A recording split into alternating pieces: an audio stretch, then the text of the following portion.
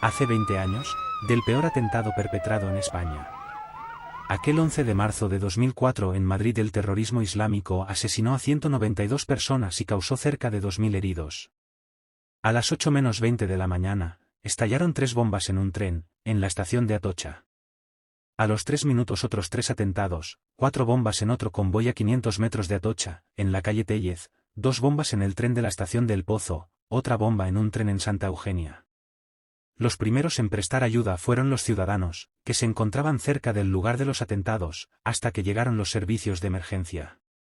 Los cuerpos de los fallecidos se llevaron a un pabellón del recinto ferial de IFEMA, para su posterior identificación a la llegada de sus familiares, que los llevaron taxistas voluntarios. Los terroristas se ocultaban en una vivienda en Leganés, el 3 de abril se suicidaron, haciendo estallar el piso cuando entró la policía. Así asesinaron la víctima 193. El subinspector Francisco Javier Torronteras. El dolor del país se expresó en manifestaciones en todas las ciudades. 11 millones de personas salieron a la calle en toda España. Más de 2 millones bajo la lluvia en Madrid.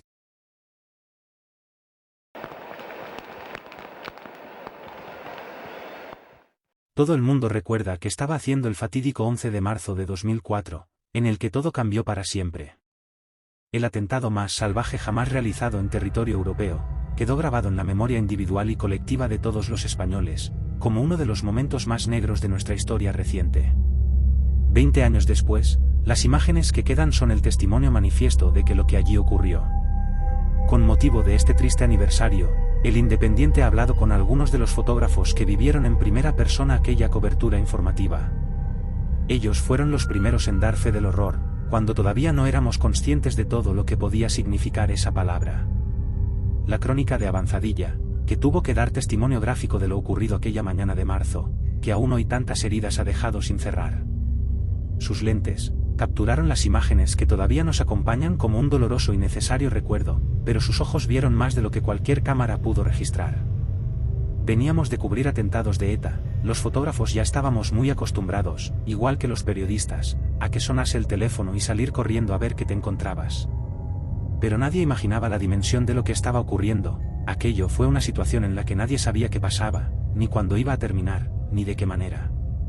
Fue para todos un punto de inflexión, cuenta este periódico Jorge París, responsable de multimedia del periódico 20 Minutos.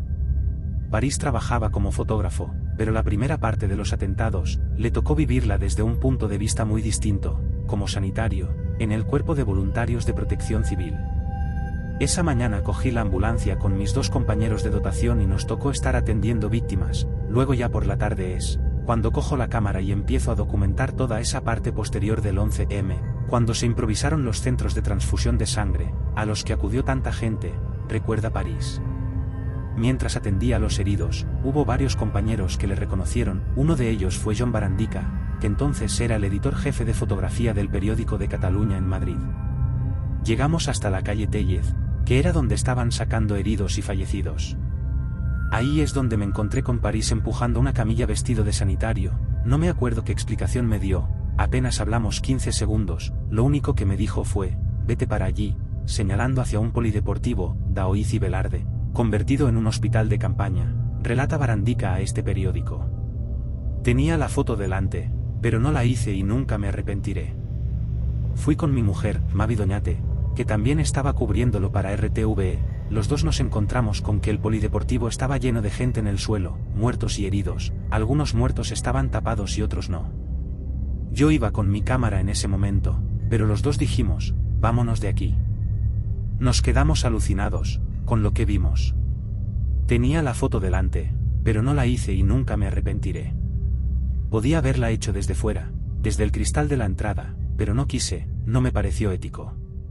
Creo que es la única foto en toda mi carrera que he tenido delante de mis ojos y que conscientemente he decidido no hacerla, rememora el fotógrafo del periódico. Mientras tanto, un poco más al sur, en la estación de El Pozo de Vallecas, el fotoperiodista Pedro Armestre, que entonces trabajaba para la agencia France Press, había ido a cubrir otra de las explosiones de la mañana. Como profesional tienes que hacer un poco de tripas corazón y cumplir con lo que te corresponde, que en este caso era cubrir aquella catástrofe. Yo trabajé concretamente en El Pozo, Cuando llegué me encontré con una persona de la agencia que tenía allí para mí un teleobjetivo muy largo y duplicadores. Conseguí trabajar desde la azotea de un edificio y entre el sol y los duplicadores que tenía la cámara, apenas veía. Trabajaba un poco por intuición, observando a la gente que se movía por allí. Pero luego cuando vi las fotos me di cuenta que la mitad de aquel material no se podía enseñar por la brutalidad de lo que había en ellas. Aquello fue tan salvaje que tuvimos que autocensurarnos. Pero tenía que haber muertos, porque los hubo y muchos, no podíamos ocultar una realidad, explica Armestre. Una de esas fotos suyas fue publicada en el periódico El Mundo. En ella, salía el cuerpo ya inerte de una mujer apoyado sobre el cartel de la estación. Al día siguiente me paso por la oficina y me dicen que hay una persona que se quiere poner en contacto conmigo. Le llamé, esperando que estuviera molesto o enfadado, y se pone un hombre que me habla con algo de vergüenza y mucha educación, pidiéndome que le enviase la foto. Entonces le pregunté cuál era su interés y me dijo que creía que era su mujer. Le respondí que buscaría la forma de enviársela. Me puse a revisar y encontré una imagen que se le veía un poco mejor la cara y empecé a ampliar el máximo que me permitía, para que pudiera reconocerla. Le envié la imagen, pero nunca supe más de aquella persona, recuerda el fotoperiodista. Las anécdotas de aquellos que documentaron la masacre se amontonan, entre una mezcla de pesar y consternación, con la confusión de los recuerdos difíciles de encajar. Aquellas fotos duelen, pero sin hacer daño, subraya París. Barandica se acuerda aún con incredulidad del silencio sepulcral que reinaba en un Madrid en el que solo se oía el coro sordo del ir y venir de las sirenas. Todas las teles de los bares estaban encendidas y era muy curioso ver, como nadie decía una palabra, solo se oía el conteo de muertos y heridos. Nosotros los fotógrafos nos comunicábamos en voz baja para no quebrar el gran silencio que había. Mientras tanto, el cuentagotas, de muertos y heridos se te metía en el estómago como una sensación de desesperación y decepción. Era como estar viviendo un mal sueño, detalla. La cobertura duró muchos meses y hubo falta de información. Las consecuencias del 11M se alargaron más de la cuenta y acabó pasando factura a todo el mundo. El atentado fue un día, pero la cobertura duró muchos meses y hubo mucha falta de información desde la administración y desde la política, que acabó enrareciendo mucho el ambiente. Estábamos a muy pocos días de las elecciones y se empezó a hacer campaña desde prácticamente el primer momento. Eso generó en la sociedad una rabia o una decepción, y esa pesadumbre de la gente empezó a calar también en nosotros. Según iban pasando los días nos empezamos a convertir en los malos, ibas a cualquier cobertura y te echaban de los sitios, te trataban fatal.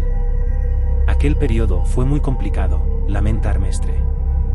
Las manifestaciones, los homenajes y velatorios improvisados, por supuesto las elecciones, y la posterior investigación policial. Todos los fotógrafos consultados coinciden en el frenetismo de aquellas jornadas interminables, que apenas dejaron espacio para la reflexión.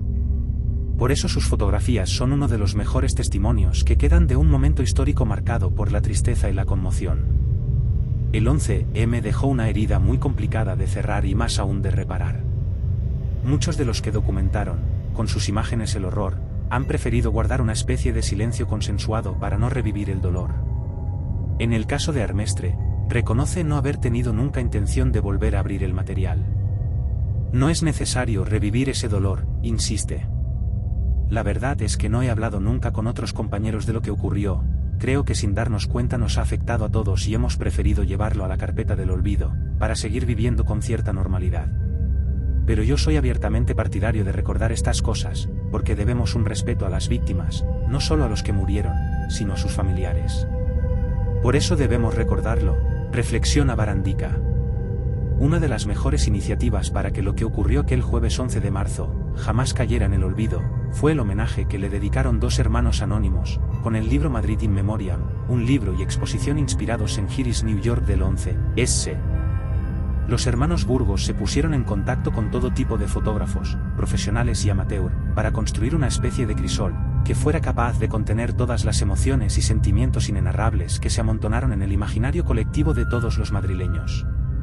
Quizás en aquel momento, me movió el deseo de contribuir con algo que ayudara a toda esa gente que, aún lloraba por sus familiares, o quizás se debido a lo cerca que estuve esa mañana de todas esas ambulancias, esas lágrimas de pánico y miedo, o simplemente a lo perdido que me encontré ese jueves vagando por la ciudad sin creerme lo que había pasado.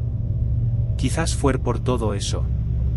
A lo mejor no fue por nada, pero lo que tuve claro es que lo que yo vi no se podía olvidar, y que lo que yo vi no se podía repetir, escribe Adán R. Burgos en el prólogo de Madrid in Memoriam.